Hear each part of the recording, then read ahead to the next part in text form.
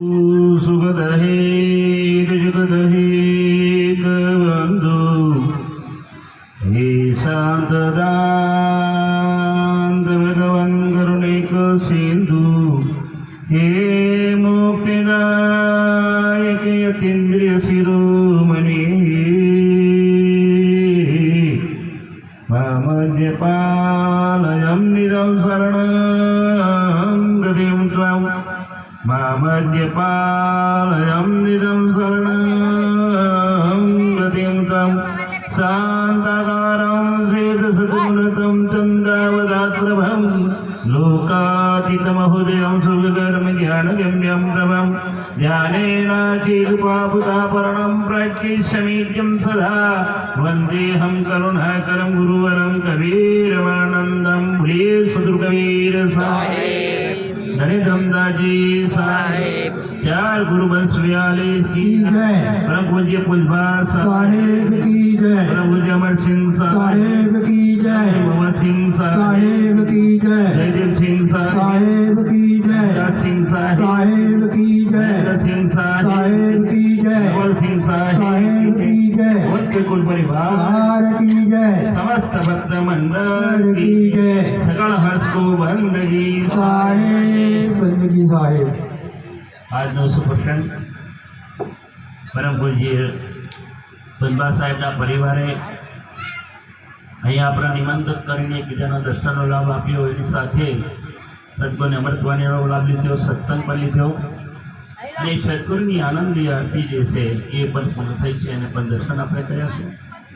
પુષ્પા બાપાની મહત્વ એ છે કે ભાવ અને ભક્તિ એમના અંદર બહુ હતો નાનક સાહેબ આજથી 25 વર્ષ પહેલાની વાત 30 વર્ષ પહેલાની વાત છે આજે એ વખતે પુષ્પા સાહેબ કહે છે કે બાપા અમારા ત્યાં મારી ઈચ્છા છે કે મારો વંશ વધીને ચાલે ગતાલમાં એમને 1 લાખ રૂપિયાનો ભંડારો પહેલા 25-30 વર્ષ ચાલુ થયો અને એના પછી આ વંશમાં જયદેવ સિંહ થયા હસરાસિંહ થયા નંદરસિંહ ધરસિંહ એમનો વંશ એ પ્રમાણે ચાલ્યો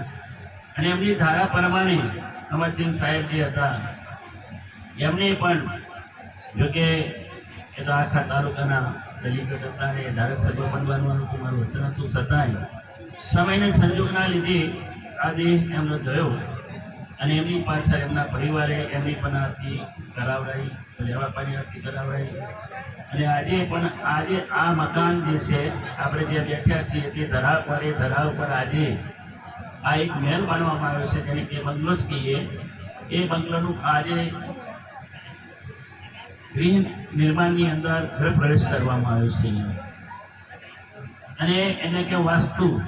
વાસ્તુનો અર્થ થાય પરમાત્મા તારો વાસ અહીંયા થાય ને અમે તમને અહીંયા વિરાજમાન કરીએ છીએ તો આ પરિવારને અહીંયા સદગુરુનો વાસ કરાવડાયો છે ઘરે પ્રવેશ કરાવ્યો છે તો એમને આશીર્વાદ છે શુભમ બહુ કલ્યાણ આ બધા પરિવારનું કલ્યાણ થાય આરોગ્ય પૂર્તિ વર્તન એમની તંદુરસ્તી હંમેશા જળવાઈ રહે આત્મા સુખ પ્રબોધાય અને સત્સંગને અને આત્માની જ્યોત પ્રગટ રહે નમસ્તુતે નમો નમઃ એની સાથે સાથે આ પરિવારને પણ એક અવિરતપણે એમને ભક્તિ કરી છે ભક્તિ કરવા માટે એક વાત જરૂર કહેવાની છે જ્યારે સદગુરુના શરણમાં જઈએ તો ગુરુ આપણને નામ આપે છે નામ આપે એટલે નામને આપણે સુમરણ છે સુખ હો તે સુમરણ છે દુઃખ જાય સુમરણ કીએ સાંઈ માય સહાય સુમરણ કરવાથી આપણને જે દુઃખ છે દુઃખની નિવૃત્તિ થઈ જાય છે અને સુખની પ્રાપ્તિ થાય છે ગુરુ જે નામ આપે જ્યારે દુઃખ આવે કોઈ પણ વિઘ્ન આવે ત્યારે આપણે ગુરુના શબ્દનું સ્મરણ કરવું સ્મરણ એ પહેલી વસ્તુ છે ગુરુ જ્યારે આપણે નામ આપે છે તો સ્મરણ કરવું એની સાથે સાથે ભક્તિની મહિમા છે તે સેવા આ પરિવારે હંમેશા કરી છે વર્ષોથી અનંત વર્ષોથી જે કરતા આવ્યા છે એને ભક્તિની ધારા પણ કરતા આવ્યા છે ભક્તિ કરતા આવ્યા છે જ્યારે પણ અમારે ગજરાલની જરૂર પડી જ્યારે કોઈ પણ તકલીફ પડી ત્યારે એમને પુષ્પા બાપાને કહીએ અમરસિંહની વાત કહીએ તો પાછા એવા અમારી મદદે આવતા અને મદદ કરતા અને કરી રહ્યા પણ છે આધારે એમના પરિવારમાં જયદીપસિંહ આશીર્વાદ જે મોટા છે એમની મહિમા છે